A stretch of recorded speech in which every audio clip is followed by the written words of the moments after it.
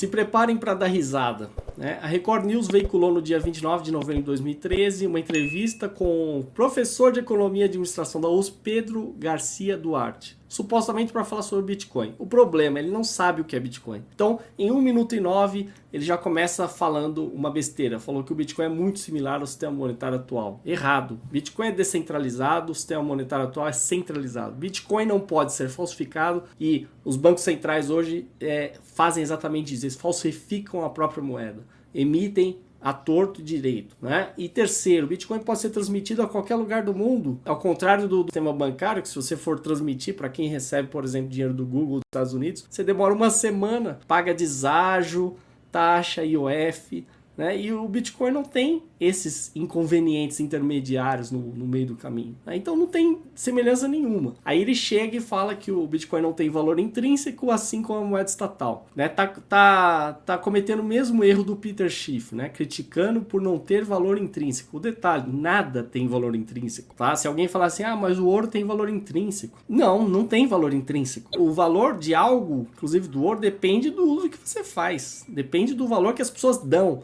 Teoria do valor subjetivo, escola austríaca, simples, esse professor já deveria saber disso, né? Você imagina um planeta lotado de ouro que a gente não conhece e desabitado. Qual que é o valor daquele ouro? Tá lá, não tem nenhum, porque não tem ninguém ali para dar valor àquilo, ou para usar.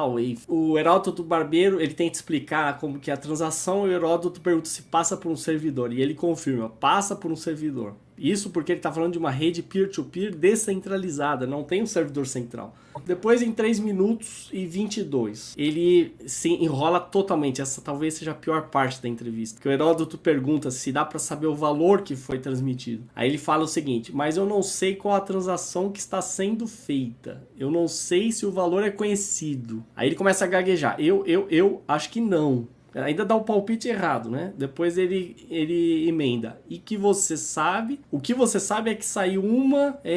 Provavelmente você sabe a quantidade. Ele já muda. Só não sei para que foi usado. Ou seja, se em todo... né? É claro que você sabe o valor da quantidade de bitcoins que foi transferida em cada transação. Porque essas transações são todas públicas, estão registradas na blockchain, que é a corrente de blocos, né, ou cadeia de blocos, como você quiser chamar. Aí uma outra grandíssima besteira que ele fala, quando o Heródoto pergunta se pode trocar por moeda, por dólar. Ele fala não pode atualmente. Mentira, né? Porque você pode trocar por qualquer moeda. Aí ele emenda, você trocar por moeda local não consegue. Como não consegue? Existem inúmeras bolsas ao redor do mundo, aqui no Brasil. Você pode trocar por qualquer moeda, né? E você pode encontrar com alguém e trocar os seus bitcoins por uma moeda, que seja, né? Inclusive por criptomoedas, por outras concorrentes. Aí ele depois reforça, não pode transformar em moeda. Ainda dá um exemplo lá de uma funcionária que recebe o salário em Bitcoin e vai no supermercado, tem que pagar em Bitcoin, ainda dá uma risadinha. É óbvio que se alguém é pago em Bitcoin e consegue comprar as coisas em Bitcoin, isso é maravilhoso.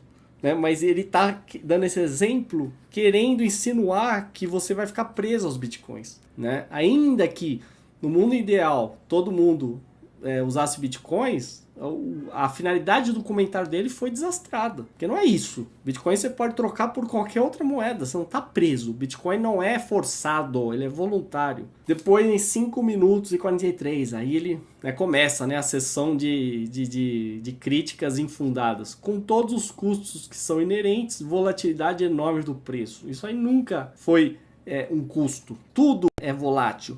Todos os preços oscilam, todas as moedas oscilam. Então não tem essa de falar assim, não, eu quero uma cotação estável. Né? O dólar agora está 2,34. Né? Tempos atrás estava menos de R$2. Né? E aí? E o governo gastando bilhões para tentar manter, né? Manter a cotação do dólar em algum patamar, quer dizer, está usando o seu dinheiro. Né? Isso ninguém fala, né? Isso aí eles não consideram custo. Né? Isso aí é um dos maiores custos. O maior manipulador aí da moeda é o governo, que tem o monopólio da moeda. Né? E no final ele fala assim, e você pode ter uma oscilação do lado contrário, cair sem nenhum fundamento. Errado, porque ele ignora o que é livre mercado, ele deve desprezar o livre mercado. Está tão acostumado a falar de Banco Central, de governo, né, de burocratas, né, ele mesmo lá se porta como, eu sou professor da USP, né? Grande bosta ser professor da USP. Quer dizer, não foi capaz de dar uma entrevista com informações minimamente corretas sobre Bitcoin, né? Agora, ver se um vagabundo desse vai pedir desculpas publicamente, né? Ou ver se a Record News vai pedir desculpas pelas informações erradas. Isso eles não vão, né? Então pode ir lá, chama um idiota, fala um monte de mentira, um monte de besteira e fica por isso mesmo. E a gente paga o salário desse vagabundo, desse professor da USP.